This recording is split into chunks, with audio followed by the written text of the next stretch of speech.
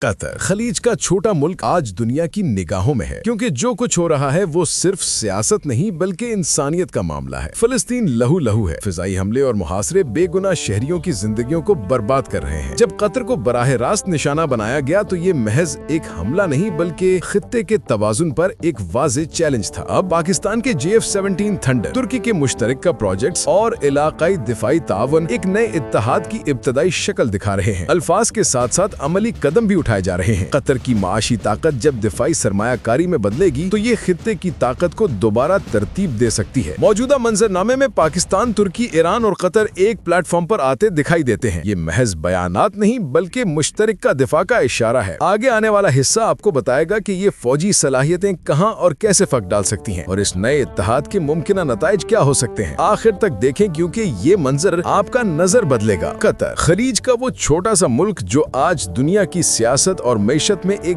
बड़ा किरदार बन चुका है। गैस और तेल के ज़खायर ने उसे दुनिया के अमीर तरीन ममालिक में ला खड़ा किया है, लेकिन असल ताकत उसकी क़यादत और उसका विजन है। वही कतर जिसने सिर्फ खेलों, मईशत और डिप्लोमेसी में ही नहीं बल्कि आलमी सियासत में भी अपनी एक मुनफरिद पहचान बनाई। और अब जब इसराइल की बदमाशियां बढ़ रही हैं, फलस्तीन लहू लहू है और कतर पर बराह रास्त फिजाई हमले किए गए हैं, तो पूरी मुस्लिम दुनिया की नजरें कतर पर जमी है। क्योंकि कतर अकेला नहीं, उसके साथ पाकिस्तान है, तुर्की है, ईरान है और वो सब कुव्वतें हैं जो अब एक नए इस्लामिक नेटो के क़याम की तरफ बढ़ रही हैं। कतर की सरजमीन सिर्फ एक मुल्क नहीं बल्कि एक नजरिया है। यही वो जगह है जहां OIC का हंगामी इजलास हुआ जिसमें 57 ममालिक ने शिरकत की। वहां तुर्की के सदर तैयब अर्दवान ने वो तारीखी बात की कि अब वक्त आ गया है कि मुसलमान मुल्क अपना इस्लामिक नेटो बनाए, यानी ऐसा अस्करी इत्तेहाद जो नेटो की तरह किसी भी दुश्मन को रोक सके। पाकिस्तान ने इस तजवीज को न सिर्फ सपोर्ट किया बल्कि अमली इक़दामात के लिए एक टास्क फोर्स बनाने की तजवीज दी। और सबसे बड़ी बात ये कि कतर इस सारे ब्लॉक की फाइनेंसिंग के लिए तैयार खड़ा है, क्योंकि कतर जानता है कि जब इसराइल जैसे मुल्क की बदतमीजियां हद से बढ़ जाएं और फलस्तीन में नस्ल कशी शुरू हो जाए तो अब सिर्फ मुजम्मत काफी नहीं बल्कि अमली दिफाई कुव्वत सामने लानी होगी। कतर पर इसराइली हमले ने इस खित्ते की सियासत बदल दी है। ये सिर्फ एक एयर स्ट्राइक नहीं थी, ये पैगाम था कि इसराइल अब सिर्फ फलस्तीन पर नहीं बल्कि कतर जैसे ताकतवर मुल्क को भी टारगेट कर सकता है। लेकिन कतर के अमीर ने दो टोक जवाब दिया कि हम अकेले नहीं हैं, हमारे साथ पूरी उम्मत मुस्लिमा है। यही वो लम्हा था जब पाकिस्तान के वजीर आजम फौरी तौर पर दोहा पहुंचे, अमीर कतर से मुलाकात की और कहा कि पाकिस्तान हर हाल में कतर के साथ खड़ा है। पाकिस्तान ने वही दोहराया जो हमेशा कहता आया है कि कतर के दुश्मन हमारे दुश्मन है। पाकिस्तान के JF-17 थंडर ने जब कतर में होने वाले एयर शो में परवाज की तो पूरी दुनिया ने देखा कि एक ऐसा तैयारा जो कम कीमत में तैयार होता है लेकिन दुश्मन के सबसे महंगे जहाजों को नाकाम बना देता है, अब कतर की फिजाओं में भी उड़ रहा है। ये महज एक शो नहीं बल्कि एक ऐलान था कि कतर और पाकिस्तान के दरमियान अस्करी ताउन नए दौर में दाखिल हो चुका है और आने वाले वक्त में यही जहाज कतर के दिफा में अमली किरदार अदा करेगा। कतर के पास दुनिया की सबसे बड़ी गैस फील्ड्स हैं। इसकी दौलत का एक बड़ा हिस्सा यूरोप और एशिया की तवानाई की जरूरियात पूरी करने से आता है। इसराइल और इसके मगरबी इत्तेहादी कभी नहीं चाहते कि कतर इतना मजबूत हो कि सिर्फ मईशत में ही नहीं बल्कि फौजी लिहाज से भी एक दीवार बन जाए। यही वजह है कि कतर पर हमला दरअसल उसके वसाइल, उसकी क़यादत और उसके आजादाना फैसलों को निशाना बनाने के मुतरादिफ है। लेकिन अब हालात बदल रहे हैं। पाकिस्तान ने कतर को न सिर्फ अपने जहाज दिखाए बल्कि ये भी यकीन दिलाया कि दिफाई टेक्नोलॉजी में ताउन को अगले दर्जे पर ले जाया जाएगा। दोस्तों, कतर की सरहदें छोटी जरूर हैं लेकिन उसका असर बहुत बड़ा है। वही कतर जिसने तालिबान और अमेरिका के दरमियान अमन मुआहदा कराया, वही कतर जिसने दुनिया भर की इस्लामी तहरीकों को प्लेटफॉर्म दिया, वही कतर जिसने 2022 का फीफा वर्ल्ड कप मुनक्किद करके दुनिया को हैरान कर दिया। आज वही कतर जब इसराइल के सामने खड़ा है तो उसके पीछे सिर्फ अपनी दौलत नहीं बल्कि पाकिस्तान जैसे एटमी मुल्क का हौसला है। ये बात जहन में रखें कि जब OIC की मीटिंग में इसराइल के खिलाफ खुलकर बात हुई तो कतर ने सबको एक साथ खड़ा किया। ईरान, तुर्की, सऊदी अरब, पाकिस्तान सब एक ही मेज पर थे। ये पहली बार हुआ कि मुस्लिम दुनिया सिर्फ अल्फाज तक महदूद नहीं रही बल्कि अमली इक़दामात की बात हुई और इन इक़दामात को फंड करने के लिए सबसे पहले आगे बढ़ा कतर। यही वो लम्हा है जिसने दुनिया को दिखा दिया कि एक छोटा सा मुल्क भी अगर अज़्म करे तो पूरी दुनिया को बदल सकता है। अब बात करते हैं आने वाले वक्त। पाकिस्तान JF-17 थंडर ब्लॉक 4 तैयार कर रहा है जिसमें स्टेल्थ टेक्नोलॉजी होगी। तुर्की के साथ मिलकर कान फाइटर जेट बनाया जा रहा है और इसमें कतर की सरमायाकारी का इम्कान बहुत ज्यादा है, क्योंकि कतर जानता है कि अगर उसने अपने वसाइल को सिर्फ बैंकों में रखा तो वो मगरब के हाथों कभी न कभी ब्लैकमेल होगा, लेकिन अगर वो इन वसाइल को अपनी अस्करी ताकत पर लगाए तो इसराइल समेत कोई ताकत उसकी तरफ मैली आंख से नहीं देख सकेगी। याद रखें, कतर قطر पर जो हमला हुआ वो सिर्फ एक टेस्ट था, असल जंग आने वाली है। इसराइल की नजरें सिर्फ फिलिस्तीन पर नहीं बल्कि पूरे खलीज पर हैं। उसने पहले इराक और सीरिया को कमजोर किया, फिर लीबिया को तोड़ा, अब उसकी नजर कतर और ईरान पर है। लेकिन अब जो नया इत्तेहाद बन रहा है पाकिस्तान, तुर्की, कतर, ईरान और सऊदी अरब का, ये उसके सारे ख्वाब चकनाचूर कर देगा। कतर के अवाम भी जानते हैं कि उनका मुल्क अब एक नए दौर में दाखिल हो रहा है, एक ऐसा दौर जहां वो सिर्फ मईशत के सुल्तान नहीं बल्कि दिफा के शहंशाह भी बनेंगे। और इसमें सबसे अहम किरदार होगा पाकिस्तान के साथ उसका अस्करी इत्तेहाद। JF-17 थंडर जब कतर के आसमान पर उड़ेगा तो ये सिर्फ एक तैयारा नहीं होगा बल्कि एक पैगाम होगा कि ये सरजमीन अब महफूज है। दोस्तों, ये वक्त सिर्फ कतर के लिए नहीं बल्कि पूरी उम्मत के लिए फैसला कुन है। OIC का ये इजलास तारीख का हिस्सा बन चुका है। इसराइल को अब ये पैगाम मिल चुका है कि मुस्लिम दुनिया अब बिखरी हुई नहीं बल्कि मुत्तहिद है और कतर इस इत्तेहाद का मरकज है। अगर आप समझते हैं कि कतर का ये नया किरदार मुस्लिम दुनिया के लिए एक नई सुबह है तो कमेंट्स में जरूर लिखें। कतर लीडरशिप करेगा, उम्मत जीतेगी।